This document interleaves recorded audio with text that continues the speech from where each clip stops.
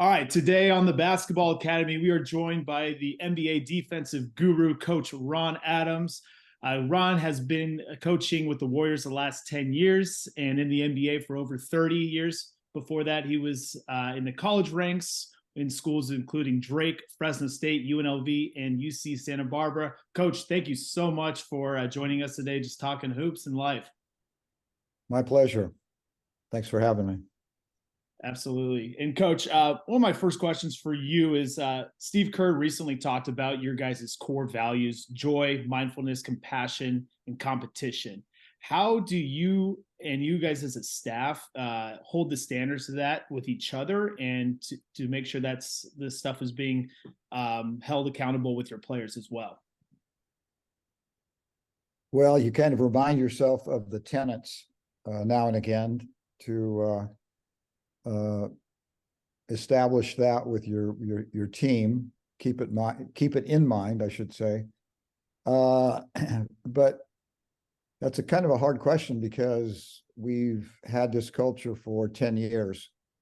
And I think your culture is always obviously directed by the coach or the administrator at the top, if it's a business. But it's also predicated on the people you have around you, that is your players. And I don't think it's simple to build a culture with the wrong players. I think you have to be lucky. I think we tend to think in sports that we're teaching character, but I think most coaches will tell you that they try to recruit character. Draft, in our case, character, which allows you to build a culture like we have. And I think Steph Curry is so important in this because he's a extremely unique individual who is everyman. People identify with him: kids, adults, the old, young, middle-aged, it doesn't matter. He has a charisma about him. And I think his humbleness, as well as the humbleness that Steve has always exhibited as a head coach, and Bob Myers, our longtime general manager, did from his position, also permeated our program and allowed for that to happen. Yeah, and Coach, I think that's so well said. I think one of the things, doing research on you and being a longtime Dubs fan is you're an incredible teacher of the game. And that's something that I think is something that as separation of years and years and years comes about, it's tougher to do. Do you mind speaking to like how you're able to create optimal learning and growing conditions for your players, whether that's in skill acquisition phase or defensive teaching? What do you do as an incredible teacher to allow them to grow? Well, I'm kind of at the end of my teaching, but I will talk about before what I did. I am very much a teacher. I think coaching can be looked at in various ways, but I think there's the actual coaching of a game when it's in progress, coaching in practice. But the foundation of any sport, basketball in particular, because of the nature of how it's played, is teaching fundamentals and teaching, first of all, balance, body balance, and so on. And I think I have always been of the mindset that the small things allow the big things to happen. If you don't have the small things in place, it's very difficult to at least maximize what your potential might be. Now, there are a lot of great athletes who can fit in at our level.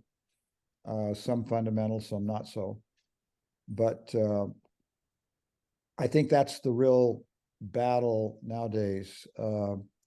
I came up in a different era as a young coach, and teaching was an extremely important part of it. And doing things the right way was an important part of it. I've talked with James about shooting before, and we had a really nice conversation, and I wanted to get his thoughts on how he does it and what he thinks. And I was really impressed with his progression and how he thinks about it. And I thought to myself, it was pretty old school, which Awesome. is nice. I consider Yeah. it a compliment. Some people wouldn't. No, I'm sure you did. And there's really a fight to maintain a high teaching standard, and a part of that is because of how our players are developed in this country, especially the AAU process. I think there's probably not quite the discipline we have in sport now as there used to be, Right. because of a number of factors, and you know them well. So there's a fight to, I think, teach well and to try to open people's minds, motivate them to do the small things well. And I'm not saying it's simple, but I think we've had great slippage, and I think we're not the only sport that's had great slippage. If I'm talking about pro sports now, I think football has slipped a bit too fundamentally in talking to some of the people I know in football. But that's kind of the battle, and it's a fun battle, trying to help people become the best version of themselves. And that always comes with the foundation that you play from. Anyway, I'm rambling on too much. No, that's perfect, because that leads me into I think you hit it perfectly, is like the discipline equals freedom in a variety of sports. It's a skill that dances across disciplines. So for you, being a defensive guru, big fan of the stick stance, big fan of many habits you've taught that allow players to not only have great posture, but then also guard their yard really well. Are there any things you've seen in the years of coaching as teams spread out and run more delay, like habits of defense that have worked regardless of style of play, and things you've had to tweak? Yes, I look at it this way. We have a lot of different schemes nowadays. It's interesting. I had a coach from Canada just sent me something the other day, and he was referring to a tactic that I wasn't I wasn't completely familiar with because it had a different name. So terms change all the time too, and it's kind of tricky. But ironically, it was something that I have taught, that I kind of started teaching, and other people thought it was fairly effective, and so they did it too. So it's kind of funny with just the way things are labeled nowadays. But there's you have to look at defense this way, I think. There are schemes. There are ways of implementing schemes. Now in the pros, we're playing zone defense a little bit more, different kinds of things, some box and one, triangles and two, stuff like that. That's old. I mean, those are old concepts. We've used them in college and so on, but the pros are using them now. And but whatever you do, whatever your scheme, if you're fundamentally based, if, for example, your players now know how to maximize the length of their body in a stance. So years ago when I started coaching, we talked about the basic basketball position, right? And so from that position, you could dribble, you could pass, you can rebound, you can shoot, you can screen, and so on. But it's a basic stance, a balanced stance, and no one was better at emphasizing that and teaching that than John Wooden was years ago. Really a master at teaching this basic concept, and drilled it in his line drills, in which 4 players were going down the court and stopping at the free throw line and exercising some fundamental, whatever it was, rebound outlet with a pivot. No ball involved, obviously, but so I think when you're building a defense, there are 2 aspects. Number one, the individual aspect, and then the guts of a defense. And so what are the guts of a defense? At our level, it's the shell, being connected, really connected. I move, the 2 of you have to move in concert with me. Then there is the whole aspect of the basics. So you have to help well at our level, because the guys with the ball are terrific driving to the basket. So your help format has to come into play. We X out from the weak side. That is, we have a defender at the defender at the elbow has to be ready to go to the corner when the man below him helps drive. Now, that looks like a simple concept, but it's not a simple concept. And it's something that you have to drill. You have to get in people's minds. And right now, as I speak, we're a little bit behind in that concept with our team. I don't think we're reacting naturally to the corner as best we can, or as we have done in the past. So we have to get a little bit better in that regard. So you have the basic guts. And so, and then coupled with that, I'll jump back into the fundamental aspect. So you have to know how to close out well, right? Without fouling. There's a lot of imbalanced players closing out now, and so their momentum is carrying them into the shooter. At our level, that's a foul, and it can be a flagrant foul if your feet, go under the feet of the shooter. So you have closeouts involved. You have this whole aspect of lengthening your body, making yourself appear bigger than your 6'5" frame, or your 6 foot, I should say not frame, but height, your 6 foot height, and so on and so forth. And as both of you know, it's this illusion of having size, especially in the paint, making it difficult, or making at least passers hesitant to make a pass, right? One thing I think we're losing a little bit, I think perhaps we did it better in the old days, but you talked about the stick stance, but in a game of basketball, the people behind the ball are going to get open, right? They're athletic, they're screening, there's cutting, and so on. The big question you have to ask yourself is, at the moment that person is open, can the offensive player with the ball make a pass through you? If you're playing from a good stance, a stick stance, and that over-the-top pass is difficult, that's really the question. So this on-the-ball presence is so terribly important, not only in destroying passing vision, but also the stance, and then your upper body mechanics in defending the dribble, right? Pushing off and exploding in the right way to defend the dribble. So anyway, I'm belaboring this point, but you have these two aspects, right? You have the guts of the defense, what I term teaching defense, and then you have schemes. Your schemes will be highly effective if this first foundational level is laid, in my mind.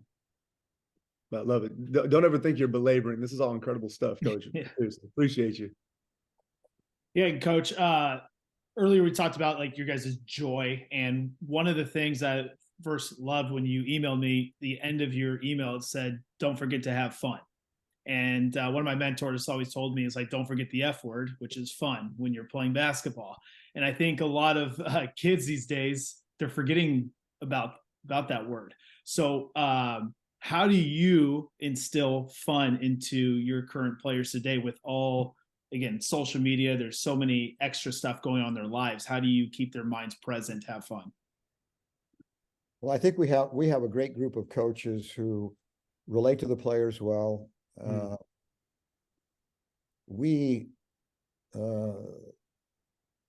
take a lot of, we put effort into laughing with each other, and good stuff, the one good thing about video is you can show different incidents. A while back, I was helping one of our coaches who was working with some big guys, and I was just making a pass on this drill. And all of a sudden I was going to mix it up. So I drove to the basket, and Trace Davis knocked me on the ground. Of course, everything's on a video in practice field. So on the practice floor. So then it's always shown back to the team, all of this crazy stuff. And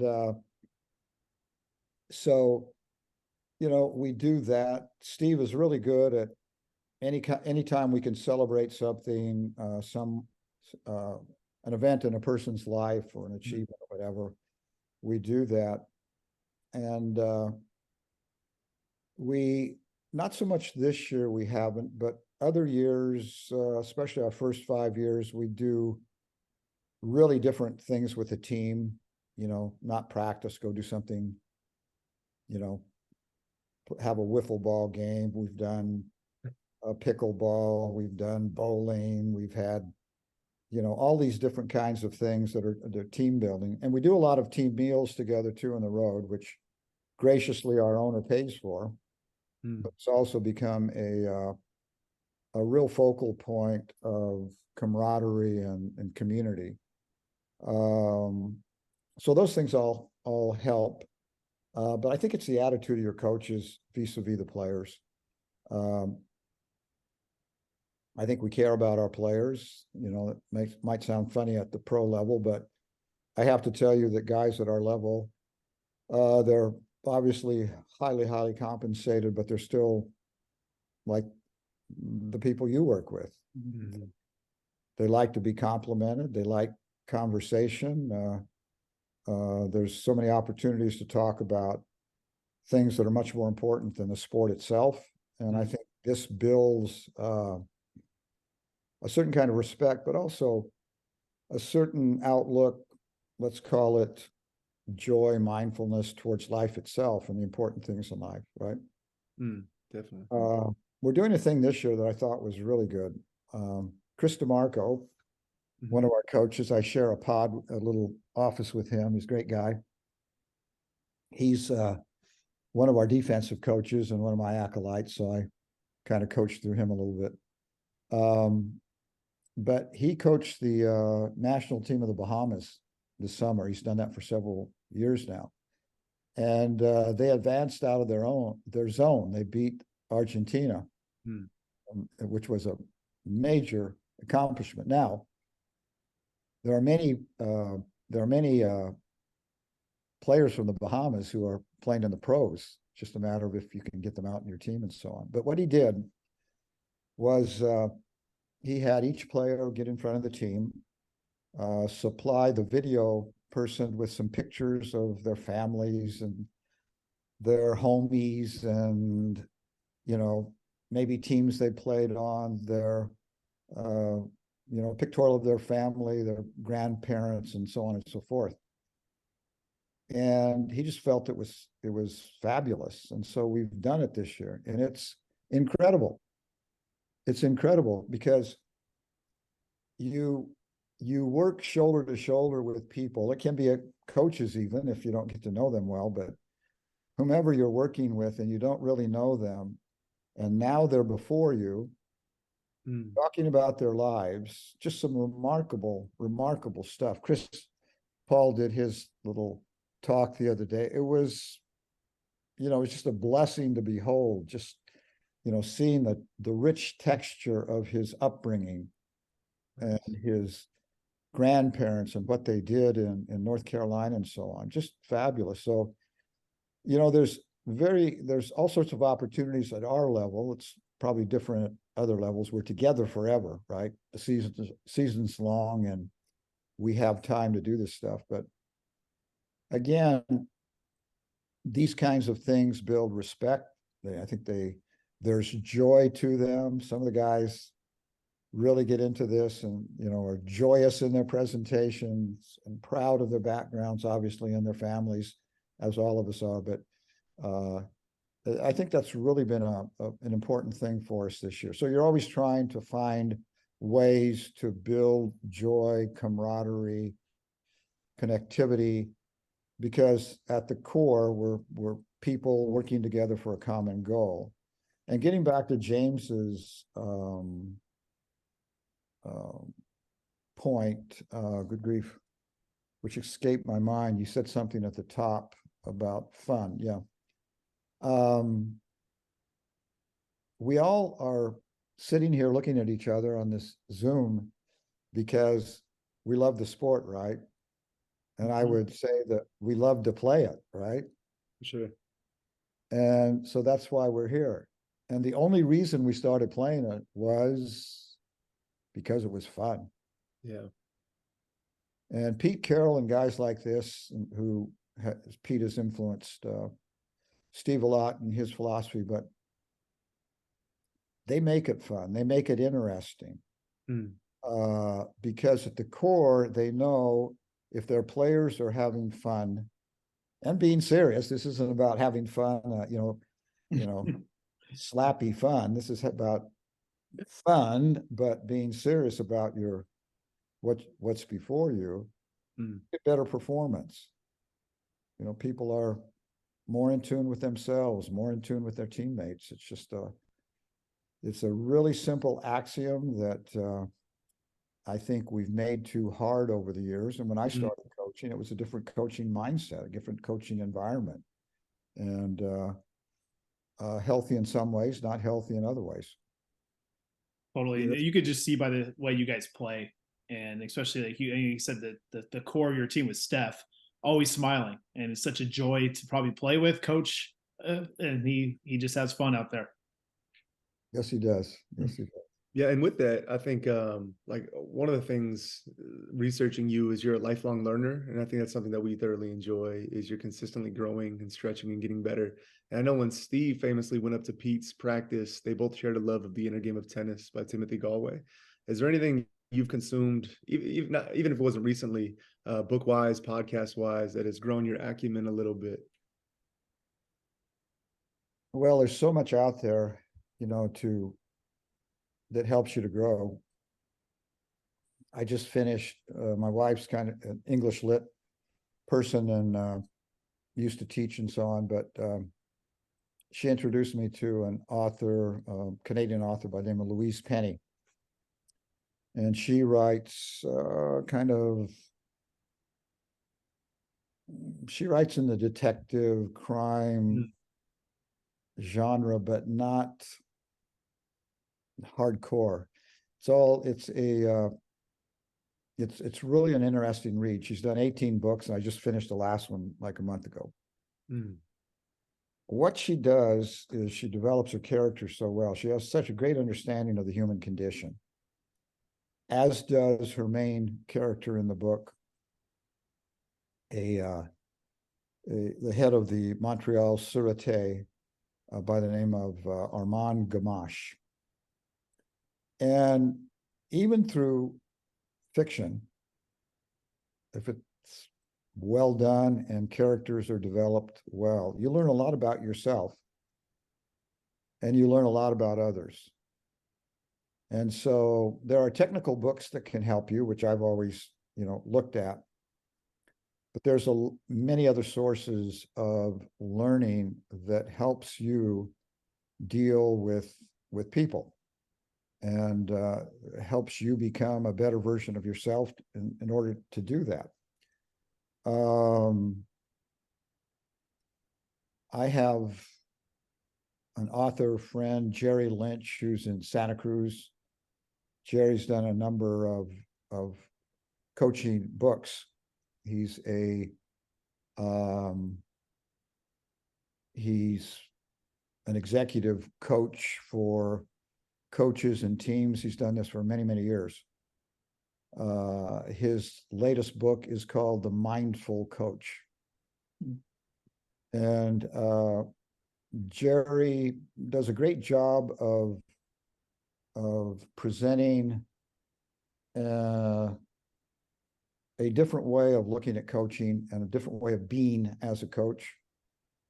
I would say, to put it in a nutshell, it is coach others as you would like to be coached. And he is one of many guys that, not many, but there are a number of guys who I have gotten to know over the last several years who are working in these areas that are really fascinating and helpful for coaches. So, that's a source. And then also, if you have, I would challenge you guys, I'm sure you're doing it, but anyone else too, to develop small groups of people who you can bounce ideas to, or what's the proper word? Yeah, bounce ideas, put heads together. Right. And talk about a lot of different things, a lot of helpful things. And through that process, I've been able to do podcasts with some people in other sports and so on that, has helped me and it makes it a lot of fun. So every day is a learning experience for you. And I would challenge you or any of the listeners to not, relegate yourself only to the technical. Look at other sports, look at other thinkers. I think poetry is very illustrative for me in many ways. And I read a lot of different stuff and try to stay current on with what's going on in our world too. But all of this, I think, helps me become more aware, because I've coached in the pros for a long time, and it's not a realistic world, and you have to work yourself out of that world and get down to the nuts and bolts of what's happening around you. And I think that helps you as a person if you're grounded in that way, as well as helping those around you, helping you to understand them. Yeah, that's so well said. I love that you said poetry. A mentor of mine who actually coaches with the Blazers now, he's really big into the Invictus poem by William Ernest Henley. That's one that we share a lot, and we share a love of Harry Potter and Game of Thrones, because they have this idea of what's called the reluctant leader, which is not the sage on the stage, listen to me, I have all the answers, but the guide on the side. And when they wear leadership, they wear it well. And I think like Steph is such a beautiful example of this. And I know Steve had a soundbite the other day, but like when Steph walks by a kid and he knows even if he's having a bad day, he could make that kid's day. And so Steph's never said, listen to me, I'm the guy, but he wears it so well. And I think that's a testament to what you guys have created. You have these moments, you live your values loudly, you play wiffle ball, which incredible. But I just huge kudos to you guys, man.